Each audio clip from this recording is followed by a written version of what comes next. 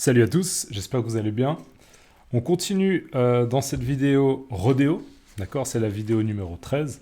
Et je précise juste que je vais aussi faire cette vidéo sans montage. Ok. Pour moi, c'est beaucoup plus simple et je gagne du temps et du coup, je peux faire plus de vidéos. Je peux publier plus régulièrement. Donc, je vais essayer ça un petit moment.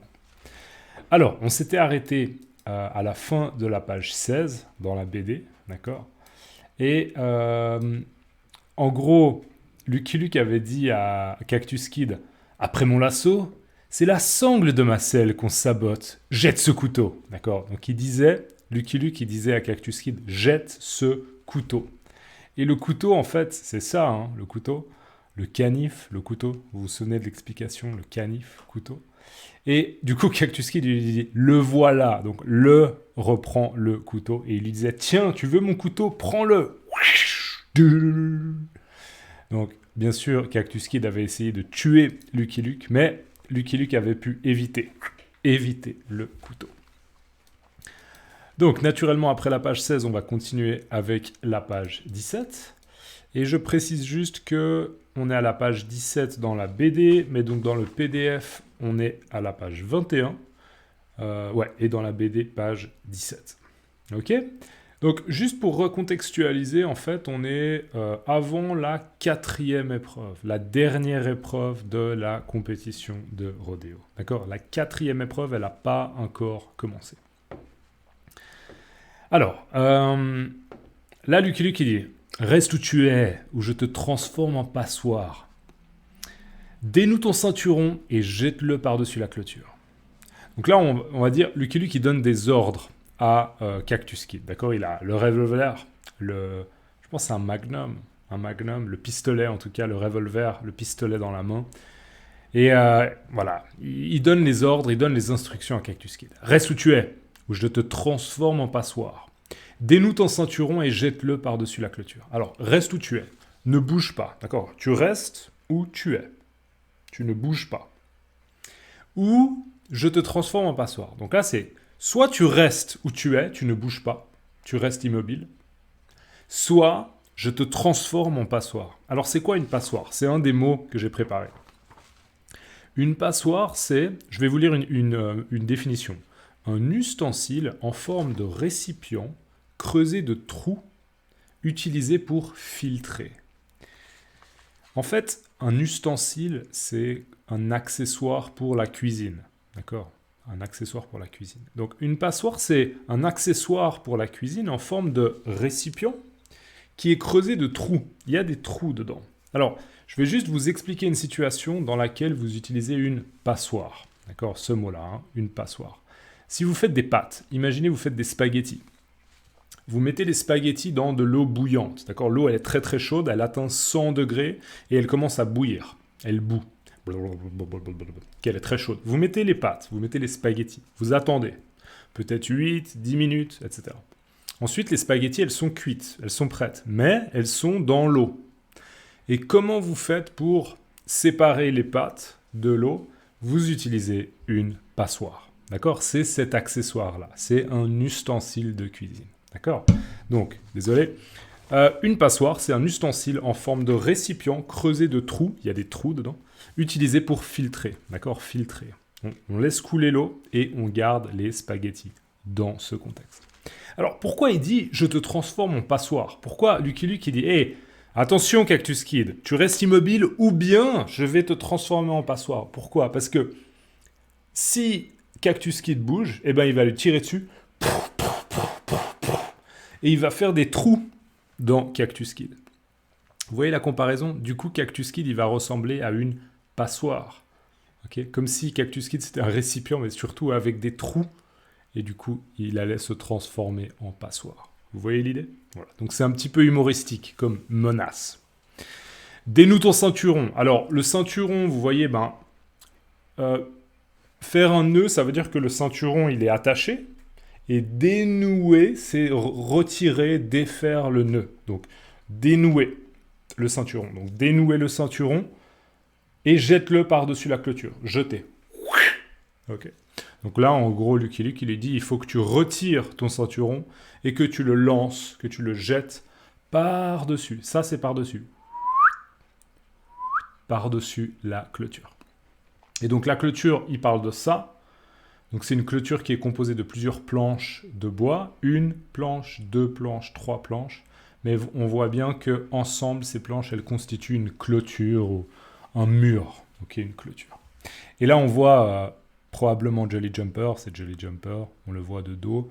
Et on voit de la paille par terre. D'accord, ça c'est de la paille. Donc on peut voir que Cactus Kid, il obéit à Lucky Luke. Ok, il respecte les instructions données par Lucky Luke. Ok. La suite, là, Lucky Luke, on voit probablement, il fait ce qui est quelque chose. Désolé. Ce qui est quelque chose qu'on voit un petit peu, c'est.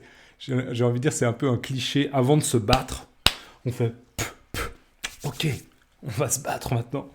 C'est un peu quelque chose qu'on voit dans, je sais pas, dans les films, dans les BD, etc. Et donc, on voit que même Lucky Luke, en fait, il décide de jeter son revolver en se disant on va faire ça à main nue. D'accord, à main nue. On va pas utiliser de couteau, on va pas utiliser de pistolet, on va faire ça à main nue. On pourrait dire on va faire ça au pied-point. Ok, probablement surtout avec des poings. J'ai l'impression que dans les Lucky Luke, c'est surtout des coups de poing. Okay, des coups de poing, des crochets, des uppercuts, ce genre de choses. Donc, parfait, maintenant défends-toi. Donc là, on peut imaginer que Lucky Luke il va attaquer Cactus Kid en lui donnant probablement des coups de poing. D'accord, un point. Un coup de poing. On passe à la ligne suivante. Alors là, c'est un petit peu ce qui se passe pendant ce temps-là. D'accord ? Là, il n'y a pas Cactus Kid sur cette vignette, il n'y a pas Lucky Luke, mais c'est la situation pendant ce temps-là, au même moment. Donc pendant ce temps, au même moment, le concours de bulldogging commence. Alors ça, le bulldogging, c'est la dernière étape. C'est une étape où ils vont devoir essayer de monter sur le taureau, de l'attraper par les cornes, vous voyez les cornes, l'attraper par les cornes, et essayer de le faire, de le mettre au sol, en fait, de le mettre au sol, le mettre au sol. Donc on voit ce premier concurrent, un participant, un compétiteur, une personne qui participe au concours, qui essaye de sauter. Il se lance, on pourrait dire, il se lance sur le taureau. C'est un homme qui porte un chapeau de cow-boy, un haut vert, un foulard noir et aussi un pantalon noir, des bottes et un ceinturon également. Donc il essaie de se lancer sur le taureau. Et là, en fait, il veut attraper les cornes, mais il ne réussit pas. Il n'y parvient pas, ok ? Il n'y parvient pas. Il ne réussit pas à attraper les cornes. En fait, on voit, il a réussi à attraper la queue. Vous voyez, ça, c'est la queue du taureau. Donc, il a juste réussi à attraper la queue et ça va être difficile pour lui. Alors, il dit « Zut, j'ai raté les cornes !» Alors, « Zut », c'est une expression pour dire « Ah non !» Quand on n'est pas content de quelque chose, on regrette quelque chose. Une manière un peu vulgaire de dire, c'est « merde ». Oh, merde. Oh, zut. Zut, c'est plus poli, d'accord ? Donc, si vous devez vraiment à un moment dire « M », le mot « M », vous pouvez utiliser « zut ». Voilà, c'est un peu plus neutre. Oh, zut. Zut, j'ai raté les cornes. Ça veut dire, en gros, j'ai pas réussi à attraper les cornes. Zut, j'ai raté les cornes, pardon. Zut, j'ai raté les cornes. Et là, on voit en fait que, du coup, il subit les mouvements brusques du taureau. Et le taureau, là, il fait... je pense qu'il prend un virage, d'accord ? Il va comme ça, et tout d'un coup, il prend un virage, il change de direction. Et du coup, ce monsieur-là, habillé en vert, il est éjecté, bam, contre le mur, ou on pourrait dire contre la clôture. Okay. Pum, pum, et on voit que l'impact, il la prend au niveau de la tête. Donc, ouch, ça doit faire mal. Visiblement, il ne va pas avoir un bon score pour cette épreuve. Et voilà, on a la confirmation en effet autour de Cactus Kid. Alors ça, c'est le présentateur avec son mégaphone. Autour de Cactus Kid. Et on voit en fait ce pauvre monsieur. Alors là, on ne voit pas le vert parce que c'est probablement un reflet du soleil. Ils sont un peu en orange, mais visiblement, c'est cet homme-là, d'accord, qui est transporté. On pourrait dire il est transporté par deux autres personnes, deux autres cow-boys, probablement des gens qui aident à l'organisation. Où est-ce qu'il va? Je ne sais pas, peut-être à l'infirmerie, d'accord? À l'infirmerie. Infirmière. Ouh, je vais vérifier que j'ai pas un problème de son. Qu'est-ce que c'est que cette histoire? Allez, je vais essayer. J'espère que ça marche. J'espère que ça marche. Donc, ouais, j'ai eu un son tout d'un coup là. C'est un mauvais signe, mais c'est pas grave. Je vais continuer. Je vais voir si ça marche. J'espère que ça marche. Donc, probablement qu'il va être amené à l'infirmerie peut-être et que quelqu'un à l'infirmerie va l'aider. Ensuite, vignette suivante. Eh bien, où reste cette grande brute?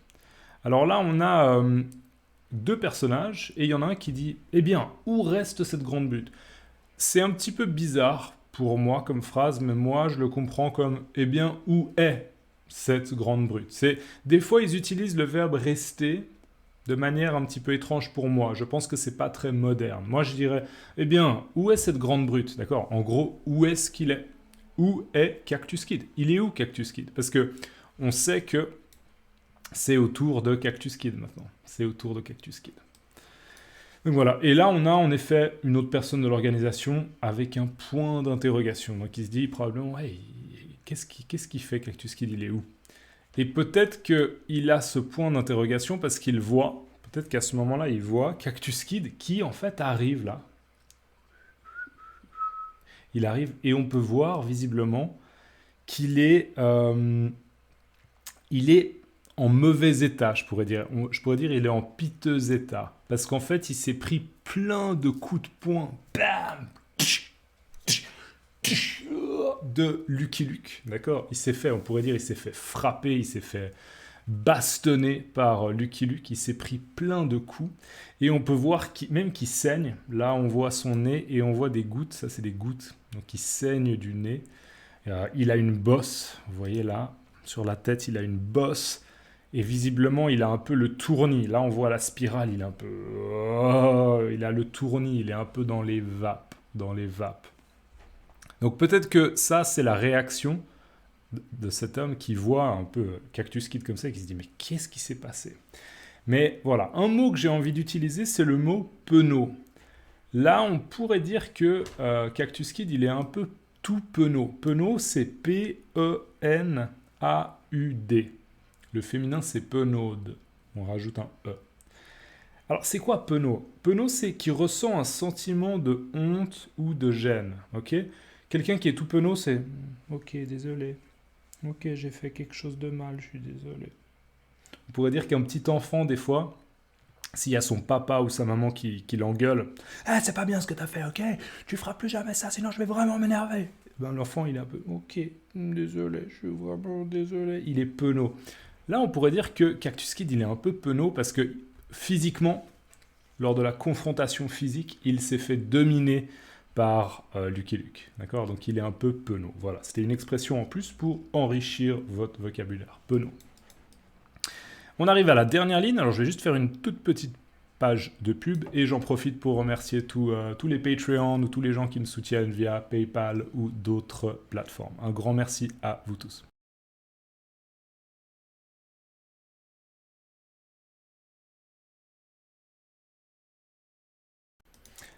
Donc, cette dernière ligne. Alors là, on a Cactus Kid qui en fait se prépare pour la dernière étape. Hein.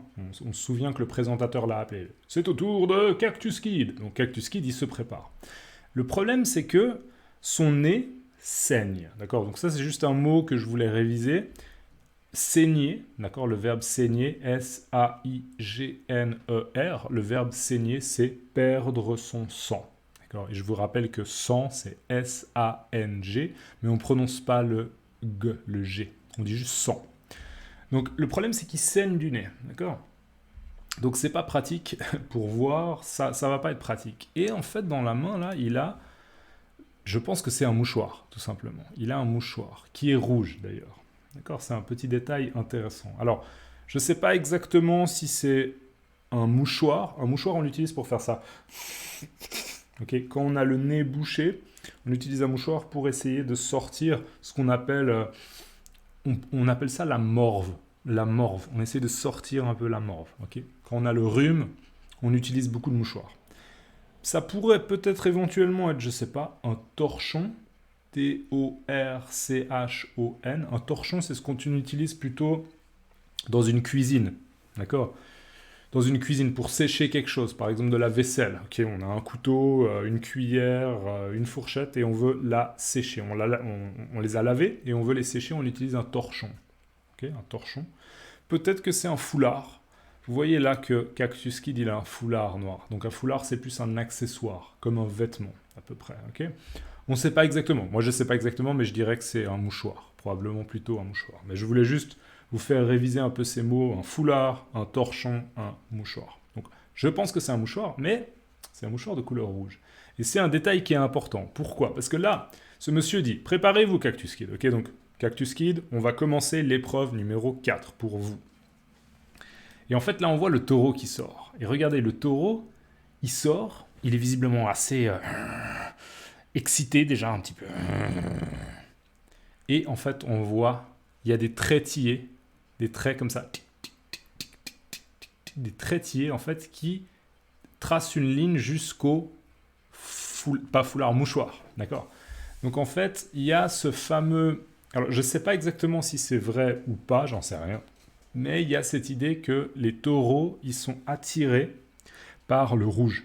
Le rouge, c'est une couleur qui les stimule, les excite, les rend encore plus féroces ou brusques ou agressifs. D'accord ? Je ne sais pas si c'est vrai. Il y a des gens qui disent non, c'est pas vrai, c'est pas ça, c'est le mouvement. Je ne sais pas. Mais bref, dans la BD en tout cas, là le taureau il voit le rouge et bien sûr il lui rentre dedans, d'accord ? Donc là on voit Cactus Kid, il se fait en fait charger. Il y a le taureau qui va faire... Il va charger le cheval et le cheval il va partir très vite. Et du coup en fait Cactus Kid il est éjecté, on pourrait dire, il est éjecté et donc il va tomber par terre. Il va tomber par terre et c'est justement la fin de la page 17. Ok ? Donc voilà, fin de la page 17.